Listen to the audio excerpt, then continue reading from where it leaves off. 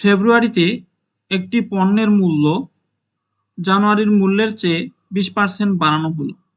মার্চে ওই পণ্যের মূল্য ফেব্রুয়ারির মূল্যের চেয়ে 15% বাড়ানো হলো। মার্চে ওই পণ্যের তুলনায় শতকরা কত বৃদ্ধি পেল? প্রশ্নটি এসেছে Sundarban gas company limited assistant coordinator 2020। তো এখানে আমরা একটা শর্টকাট পদ্ধতি অনুসরণ করব, সেটা হচ্ছে a plus B plus a into B by 100। তো আমরা প্রথমত এই ধরনের প্রশ্ন আসলে যদি বৃদ্ধি পাওয়া উল্লেখ থাকে তাহলে প্রথম যে অংশটা বৃদ্ধি পাবে সেটাকে আমরা এ ধরে নেব, আর যদি হ্রাস পায় তাহলে মাইনাস এ ধরে নেব। যেহেতু এখানে বৃদ্ধি পেয়েছে সুতরাং আমরা পজিটিভ এ ধরে নেব, এবং পরবর্তী মাসে যে দ্বিতীয় মানটা আছে সেটাকে আমরা বি ধরে নেব।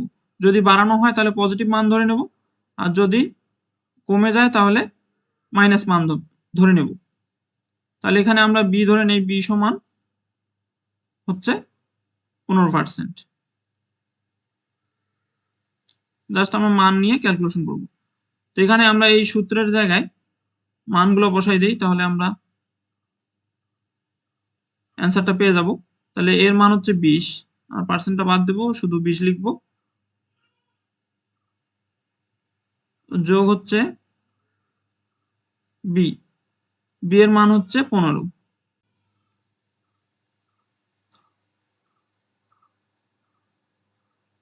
তারপরে যোগ লিখব,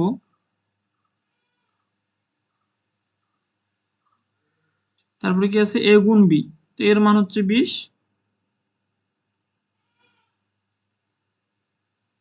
গুণ হচ্ছে 15,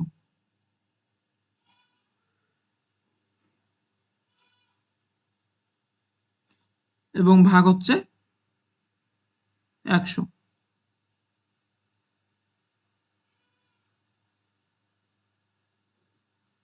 তাহলে আমরা যদি 20 এবং 15 যোগ করি তাহলে এখানে পাচ্ছি হচ্ছে 35, যোগ হচ্ছে, আমরা যদি 20 দিয়ে 100-কে ভাগ দেই তাহলে এখানে পাবো হচ্ছে 5, এবং 5 দিয়ে যদি আমরা 15-কে ভাগ দেই তাহলে পাচ্ছি আমরা 3। তাহলে 35 এবং 3 যোগ করলে আমাদের যোগফল হচ্ছে 38।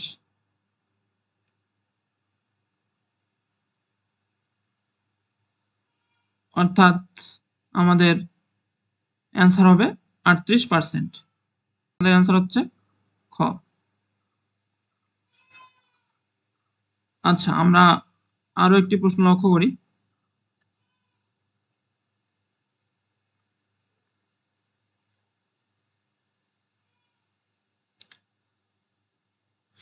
একজন ব্যবসায়ী তার প্রতি একক পণ্যের দাম 18% বৃদ্ধি করে এবং পুনরায় 25% বৃদ্ধি করে। তার মোট বৃদ্ধিকৃত দাম মূল্য দামের শতকরা কত অংশ? অর্থাৎ প্রথমে 18% বৃদ্ধি পেয়েছে এবং পরে আরো 25% বৃদ্ধি পেয়েছে। তাহলে আগের যে বৃদ্ধিকৃত দাম সেটা কত পার্সেন্ট হলো সেটা আমাদেরকে বের করতে হবে। অর্থাৎ আগের চেয়ে কত পার্সেন্ট দাম বৃদ্ধি পেল শতকরা, সেটা আমাদেরকে বের করতে হবে। প্রশ্নটি এসেছে বিমান বাংলাদেশ এর পাইলট 2019। তো এক্ষেত্রে আমরা আগের মতোই একটা শর্টকাট সূত্র অ্যাপ্লাই করবো, সেটা হচ্ছে a plus B plus a into B by 100।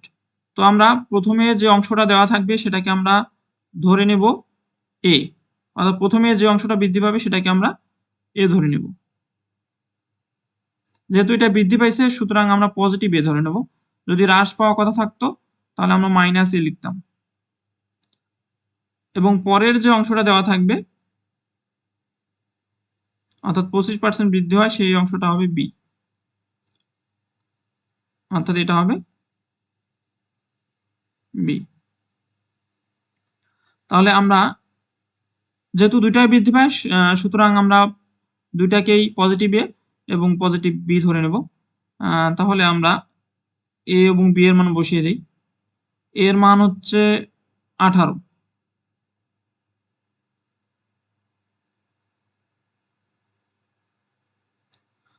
এবং বি এর মান হচ্ছে 25।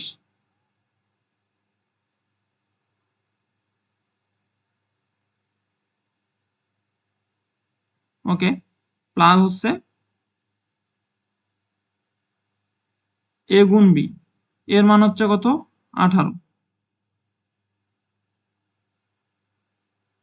গুণ বি, বি এর মান হচ্ছে 25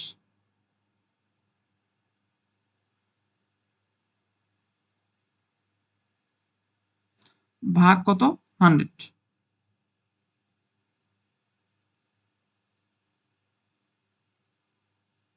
তাহলে আমরা যদি এখন লক্ষ্য করি, ক্যালকুলেশন করি, আমরা যদি 18 এবং 25 যোগ করি তাহলে হচ্ছে পাই হচ্ছে 43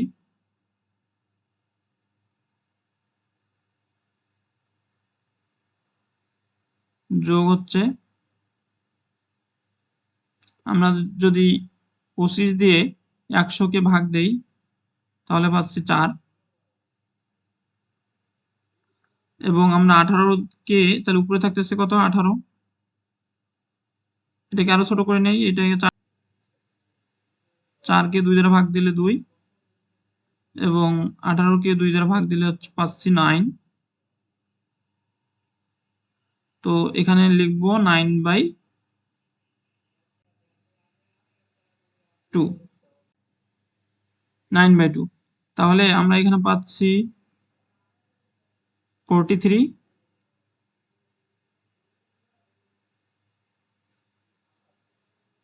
প্লাস, আমরা যদি 9-কে 2 দ্বারা ভাগ দেই অর্থাৎ তাহলে পাচ্ছি আমরা 4.5, 4.5। তাহলে আমরা যদি 43 এবং 4.5 যোগ করি তাহলে পাচ্ছি হচ্ছে 47.5, 47.5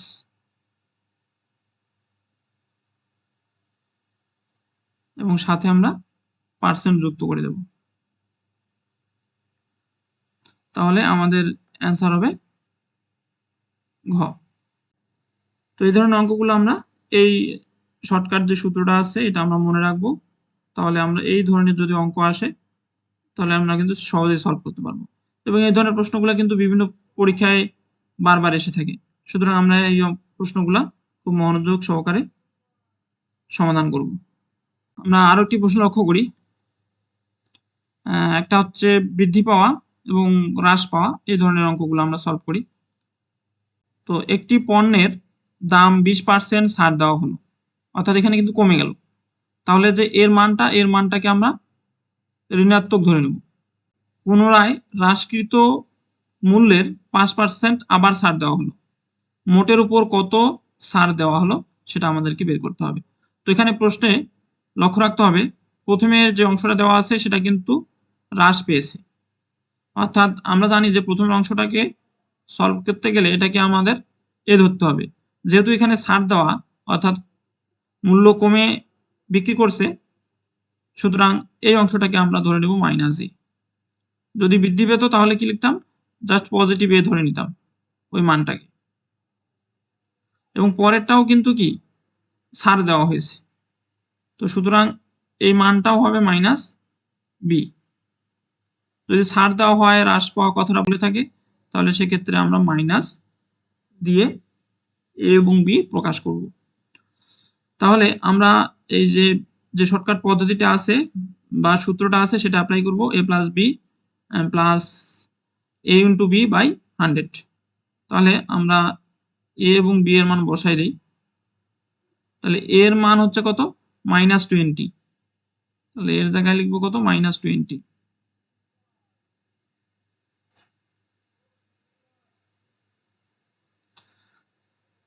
তারপরে আমাদের সূত্রের প্লাস এবং বি এর মানও কিন্তু কত, -5। তাহলে আমরা এখানে একটু ব্র্যাকেটে 5 লিখে দিই। একবারেও আমরা -5 লিখতে পারি, তো বোঝার সুবিধার জন্য আমি ভেঙে ভেঙে করতেছি। তারপরে কি সূত্রের প্লাস, তারপরে উপরে হচ্ছে -20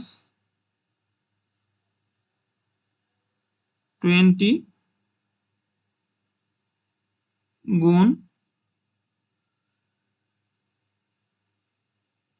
বি এর মান হচ্ছে -5, তো ব্র্যাকেটে আমি -5 লিখে দিলাম।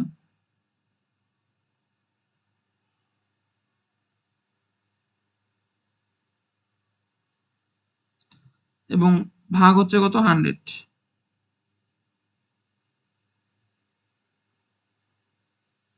ওকে, তাহলে আমরা এখন ক্যালকুলেশন করব, ক্যালকুলেশন করলে যে মানটা আসবে সেটাই হবে আমাদের অ্যান্সার। সমান -20 এবং এখানেও প্লাস আর মাইনাসে -5 হবে।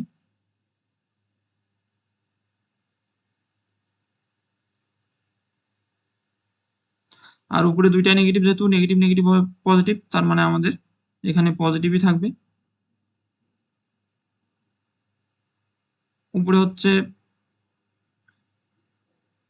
5×20 100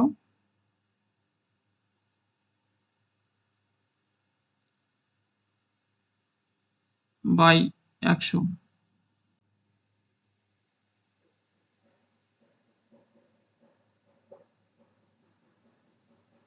তাহলে আমরা এখানে পাচ্ছি মাইনাস দুইটাই মাইনাস, যেহেতু সুতরাং এখানে -25 হবে,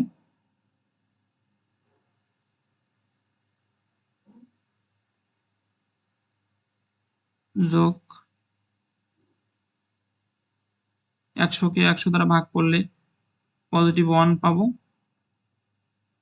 তাহলে আমরা -25 থেকে যদি +1 বাদ দেই তাহলে পাচ্ছি হচ্ছে -24। তাহলে এবং তার সাথে পার্সেন্ট যুক্ত হবে, অর্থাৎ আমাদের এখানে -24 আসবে না, জাস্ট মাইনাস অর্থ হচ্ছে কমে যাওয়া, অর্থাৎ ছাড় দেওয়া। তাহলে এখানে হচ্ছে 24% ছাড় দেওয়া হলো। তাহলে আমাদের অ্যান্সার হচ্ছে খ। তো এই ধরনের অঙ্কগুলো আসলে আমরা এভাবে সলভ করব। আমাদের মনে রাখতে হবে যে বৃদ্ধি পেলে পজিটিভ এ ধরবো, এবং যদি কমে যায় অথবা হ্রাস পাওয়া বলা থাকে অথবা ছাড় দেওয়া বলা থাকে, সেক্ষেত্রে আমরা -b ধরে ক্যালকুলেশন করব।